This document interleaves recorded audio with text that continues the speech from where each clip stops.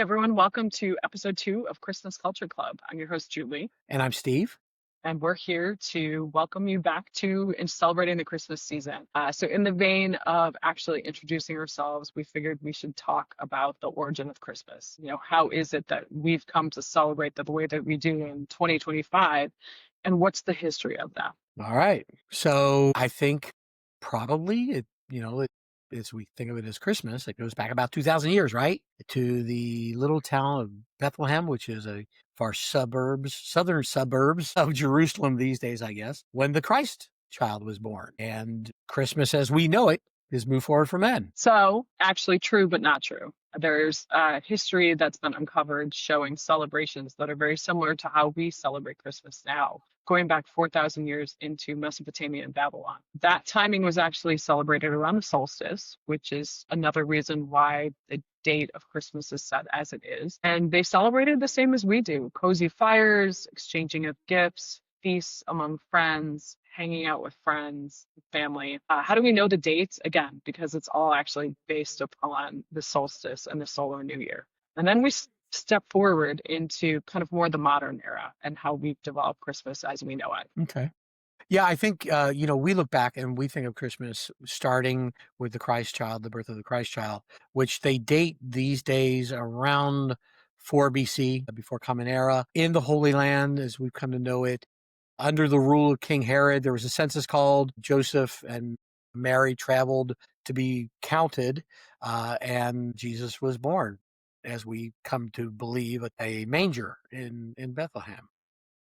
It's interesting to me that there's nothing mentioned. It's not celebrated until almost 200 AD, that nobody celebrated the birth of Jesus. It was actually his baptism and then also his death that made him immortal, essentially, made him into the God figure that he is. So it was at around 150 that people started saying, wait, but he born as a holy figure?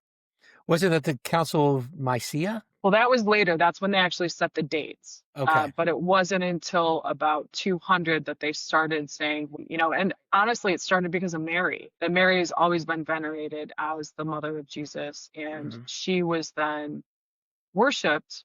But then they had a question. They had to break a bridge from her holiness and her veneration to Jesus. And was it when I believe, was baptized at 28, was that when he became holy? And Okay. now we've started celebrating the birth. So it's just an interesting kind of wiggle in history that we think it's always been the way that we celebrate it right now, but it's not valid. So I think the background noise we hear right now is your dog having some water.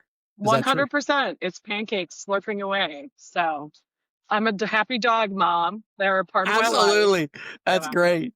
So, Yeah. but going back to a celebration within the Roman Empire, I think, so this all occurred during the Roman Empire. Did they have a solstice celebration? Absolutely. They had a very ingrained celebration called Saturnalia that was based around the solstice and the movement of Saturn in the sky. And as the Roman Empire became more Christian, they kind of essentially said, if we can't beat them, join them. So we're going to take these pagan celebrations and morph it into what we know as like kind of common time of Christmas, and also celebrating the return of light.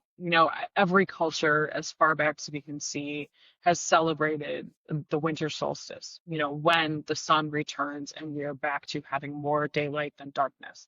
It's Sure. a very important time, and it jives with the Catholic Christian, theology of this person, this amazing person was birthed and brought Mhm. lightness into the world. Yeah, I mean, we're going to find as we go through our different episodes that there are so many pagan traditions that have been adopted by the Christian faith, as our own Christmas trees, the hanging of stockings. There are a lot of different traditions that we've adopted. You go back in the setting of the date of Christmas. I think historically the belief of the Christ child wasn't born on December the 20th. In fact, it was sometime in the late spring or summer when they date the actual census, sometime in that timeline of the calendar that was more, not actually December 25th, but the early Christian or early Catholic Church adopted December the 25th. When you went from the Holy Roman Empire, of course, it spread, right?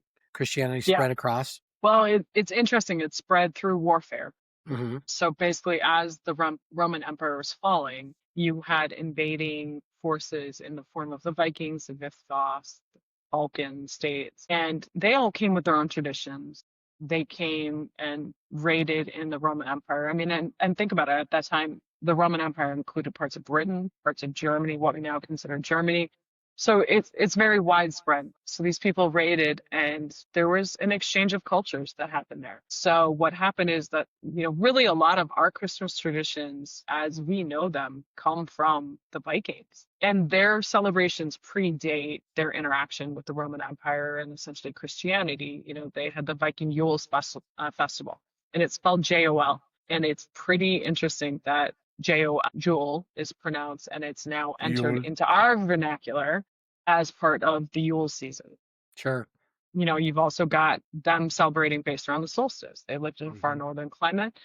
Again, that return of the sun is a really important point. Yule log, it was a celebration of the sun's return. You had a Yule log that burned hopefully for 12 days if it was prepared right. That was something that we've now transitioned. You don't really see it much until you get into the Middle Ages and the Renaissance. Wreaths. I didn't know this. Researching this, they literally created wreaths made out of evergreens, and then they would actually light them on fire and roll them down a hill, and it was a symbolism connection between the sun. So again, it's a very sun-based, return of the sun. Well, I know that the Norse god Odin, the father figure, the all father, that there's some thought that he may have been the original Santa Claus, right? That his image of, the beard and the all knowing father who does good things for the people.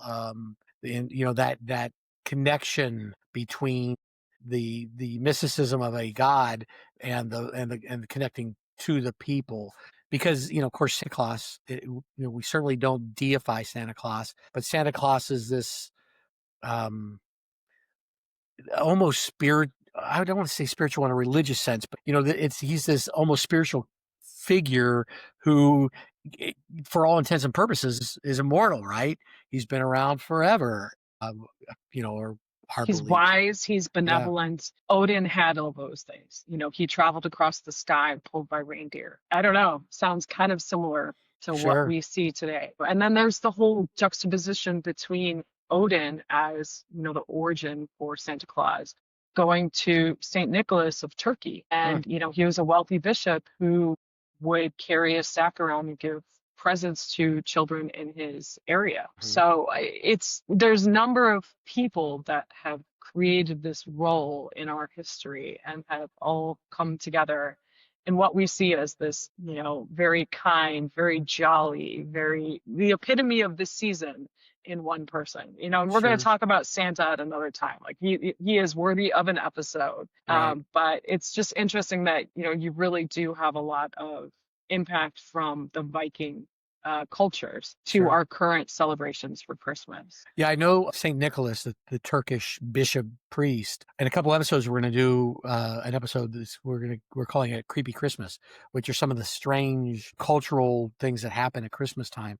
Saint Nicholas um, appears in that because one of the weird characters, Krampus, is actually related to the Saint Nicholas story, and it's an interesting tie-in, and we'll get to that later. But yeah, it's Saint Nicholas. I think probably when we look at the Santa Claus figure, is the most reminiscent of what we've come to believe as Father Christmas or Saint Nicholas. But again, like you said, we'll get into that later. So coming from the Vikings, we set the date. We were talking about the date being set in December versus the actual birth of the Christ figure that you had mentioned earlier was set in the 4th century. Now, was that the Council of Nicaea? I believe so. And I mean, I am Okay, far from a religious scholar. Actually, have been reading The Origins of Christmas by Dr. Joseph Kelly. He is a religious scholar. He's a biblical scholar. And it's fascinating. It's a lot to take in because there's just so much minutia and there's so much politics involved in setting the date.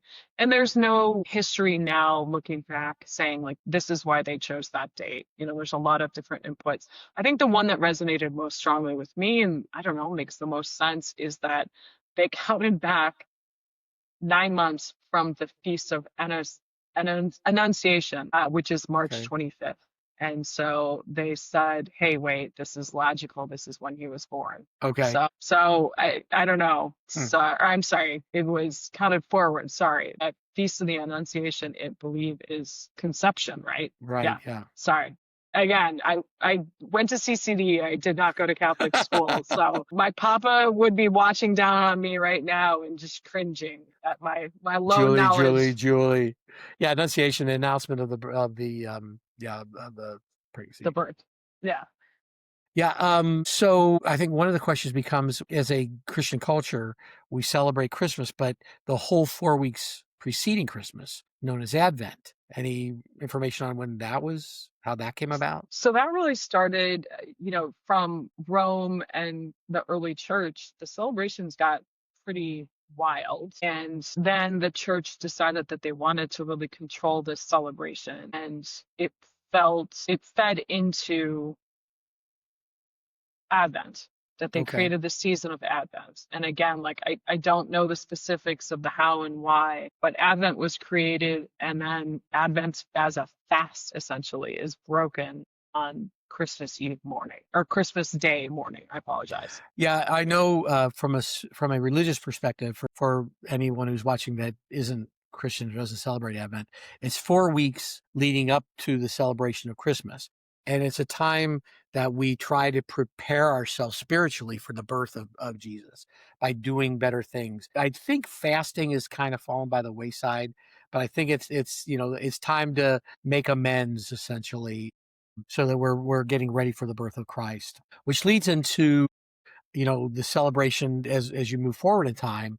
We move to like the Renaissance and the Middle Ages. And that's where a lot of our traditions solidify from a feasting standpoint. Hmm. That, as you talked about, we had Advent. Advent was a very important part of the calendar at that time. But it also ties into the celebration and the feast of Christmas, that this was traditionally a harvest time. There was food available. There was fresh meat available that hadn't been preserved. They were harvesting, slaughtering livestock at this point. They had just completed the harvest. So it was a time of bounty that could be celebrated. And that's what you see that really kind of drives the celebrations within the Middle Ages and then the Renaissance. The Middle Ages was more church based, a Hmm. little bit more austere. And then you moved into the Renaissance where we had more of a celebration of, culture, and Twelfth Night became a thing. There was more present giving. But all throughout, mumming, I thought was interesting. That was the caroling has always been popular. So going door to door and begging for like either blessings for the year or a little snack or a little monetary redemption for caroling. And role reversal has always been very strong within, especially starting with Saturnalia. It's one of the traditions that got pulled through into the Middle Ages.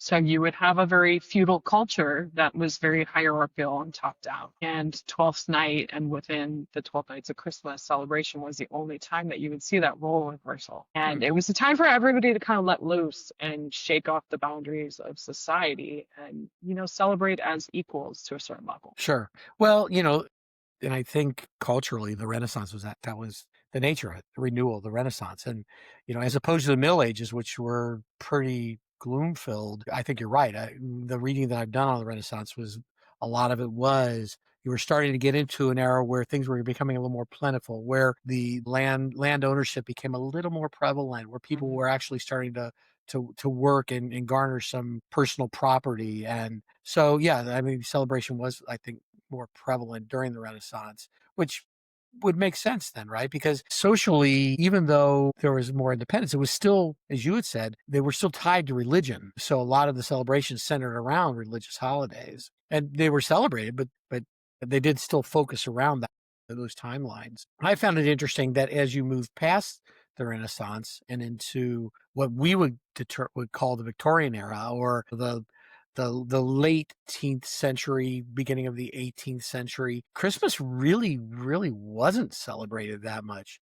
It was recognized as a holy day, but when it came to the parties and the type of celebrations you saw in the Renaissance, didn't really happen. People still worked on the holiday. It was a more austere time. Of course, there was expansionism. Global expansionism is People were discovering new lands and colonizing the lands, and those things were going on. But the celebrations really, really didn't happen. But I think we were talking, you were saying that it was the German nobility that actually kind of brought the we would consider more of the contemporary celebrations from Germany into England, and then the the Americas. Yeah, so I mean, truly within that transition period of going from kind of late Renaissance into, the Regency period, like late 1600s, early 1700s, there was duality to the celebrations. Some of the celebrations had gotten out of control, that, it was more like Devil's Night around Halloween. It was more about pranks. It was usually, kind of youth causing trouble in the guise of mumming, and it was something that you had to be careful with. But then you also had this cross section of society that was really pushing for it to be more of a religious holiday. And so then you had, we'll talk about it in a couple of minutes, but you had this group of Puritans that moved to Hmm. the United States, to the colonies. And part of their drive was religious freedom, and they brought this austerity to the United States. And the early Christmas celebrations in the United States were really reflective of the season. But coming back to Europe, you had Queen Victoria. She married a German prince, Prince Albert, and Prince Albert was the one who actually kind of brought some of his traditions to English culture. And we have, the first drawing, there was a cartoon that was put in the paper of the royal family decorating a Christmas tree. And people saw this. And I mean, there was a lot of kind of hero worship that happened around Queen Victoria. She was seen as a very good queen, and she was seen as a mother figure for everyone. And all of a sudden, and Christmas trees, putting up a Christmas tree, celebrating Christmas became a lot more popular. There's a lot of the traditions that we're very familiar with started in the Victorian era. Okay. Um, I guess kind of we were talking, and you had mentioned Christmas, the tradition of sending Christmas cards. Yes, so in researching this, this was kind of a geeky thing. I am one of those people that still sends Christmas cards. And it was actually, there was one rich autocrat basically who decided to create a Christmas card and sent it out to friends. And it started to catch on. And then it actually became really popular for children to write Christmas cards. And they would be sent out to their family members and close acquaintances. The royal family, again, was one of the early adopters of this. And it became, one of those hero worship type situations where you see the royal family doing it, so therefore we should do it. So I thought that was really cute, that our origin of Christmas cards comes back to that time. And it's interesting because I was looking at the Christmas cards, at the traditional Christmas cards back in the 1950s. More than half of the American culture would send Christmas cards. By 1980, it was down under 40%, and today less than 20% of people actually send Christmas cards. And it's interesting. It's the morphing of it from the traditional open up the Christmas card. Oh, look, there's a Christmas card. Nowadays, it seems like everybody's sending, essentially it's a postcard, and it's a picture of them with little Merry Christmas message to it, and sometimes it's signed, sometimes it's not. So it seems like it's kind of coming full circle from the card. And I would, it used to be you get a card in the middle, there'd be a 3-page summary of what happened during the year to the family. And now it seems like it's going back more towards the tradition of sending a single, just an item wishing you a joyous Christmas. And we're also connected, and I mean, I think the assumption is that everybody keeps up with everybody else on social media, Hmm. so why do I do this? And for me, it's just I take joy in putting together my Christmas card each year. I don't do a big, I do maybe 3 sentences, 4 sentences about high level. And for me, I want to share joy. Sure. That's something that's really important for me. And I'm also a travel junkie, so it's a little bit about sharing pictures of the cool places I went this year. Yeah. Oh, yeah, cool places you went. See, there you For go. us, it generally revolves around Shannon and our teaching in France, or us at Disney World. There you go. One of the interesting things when you talk about Christmas traditions, there a lot of times you used to hear about Christmas fireworks, that there would be fireworks celebrations. You don't really see them that much anymore. I think Christmas lights and all that is kind of taken over from there. But the whole concept of, the fireworks and noisemakers actually started in the mid 1800s with the concept of the Christmas cracker. When we think of Christmas, Christmas crackers, of course, you might want to just jump to, oh, Christmas cookies. No, there were those little pop things, and when you pop them, they made noise, they cracked, and sometimes stuff would fall out of them, but it was that cracking noise, and The it was a Christmas hat is very important. I want the mm-hmm, crown. I yep, want the game that's inside. So I actually have lived in Britain and New Zealand. And for me, Christmas crackers are something that I've adopted. I feel like it's kind of traditionally considered more of a British influence. So it hasn't really caught in a ton here in the United States. But I set my Christmas Eve and Christmas Day tables every year for family with Christmas crackers. mm, And I love the tradition of sitting there and you take two people have to hold each side, you pull, and it makes a noise. It splits, like Steve said, and there's just little gifts and trinkets inside and the game. It's just instantly takes me back to my time in Britain and New Zealand. So fun. love it. And Yeah. I imagine it still is a family tradition there, but it's not something that my family's or the Germanic family not something we really did. There's a really interesting tradition from the late 1800s that I'm going to let you talk about because I'm an enlightened man. I found this quote and it was really, it just struck me.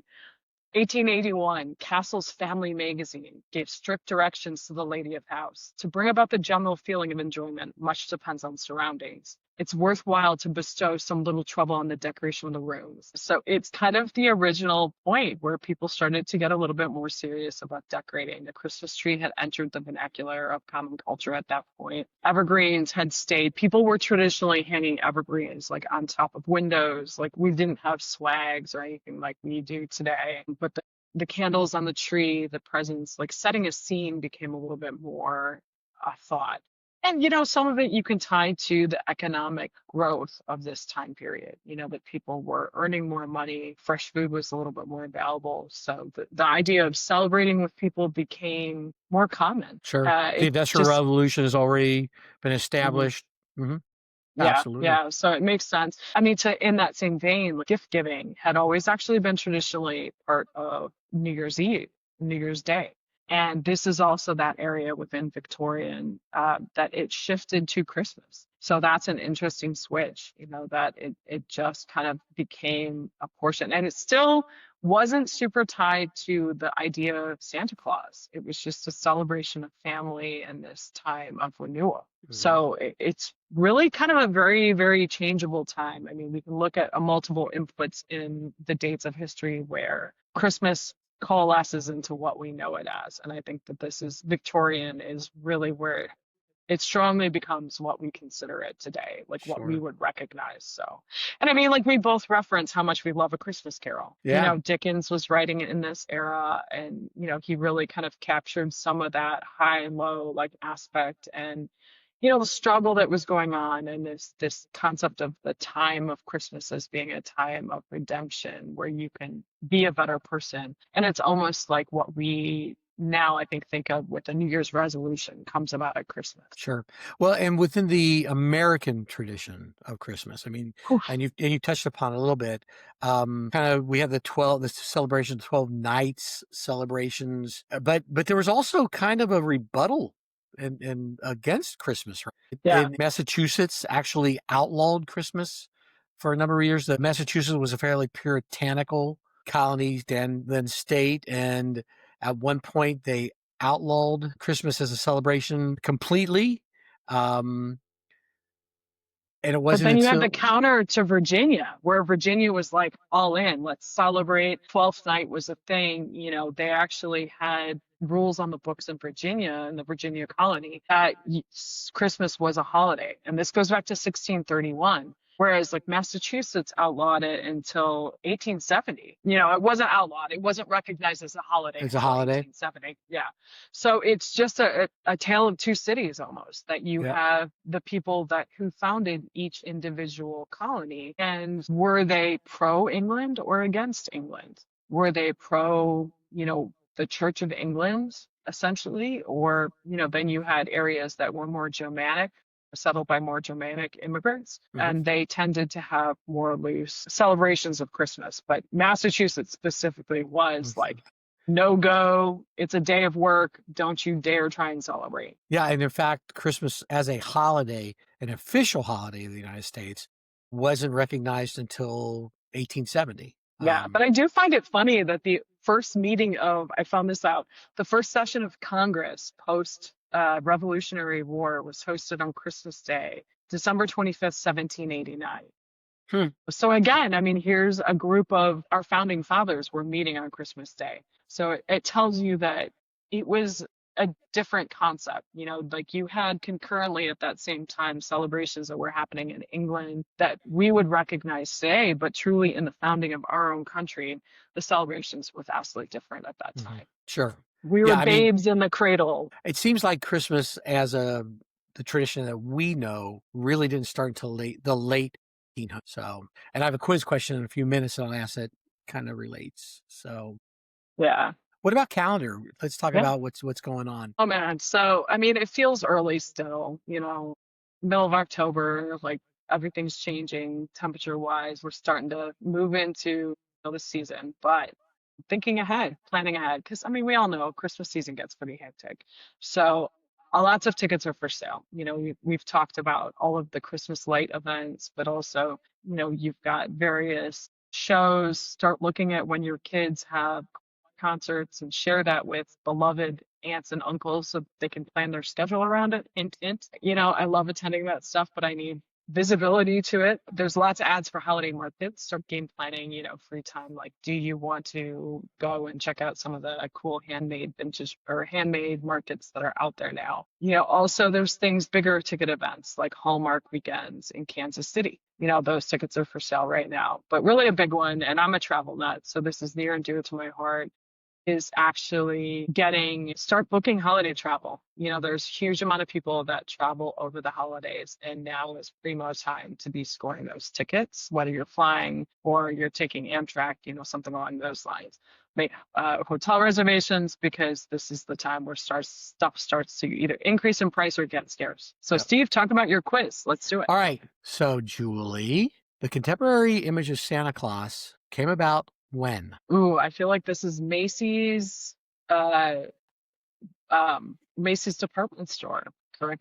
Let me know. I think Macy's contributed to it, but actually, the contemporary image of Santa Claus and the red suit as we know it was created in the late 19th century by an American cartoonist named Thomas Nast. And it came about in a magazine that at the time was known as Harper's Weekly, which I believe became Hmm. Harper's Gazette.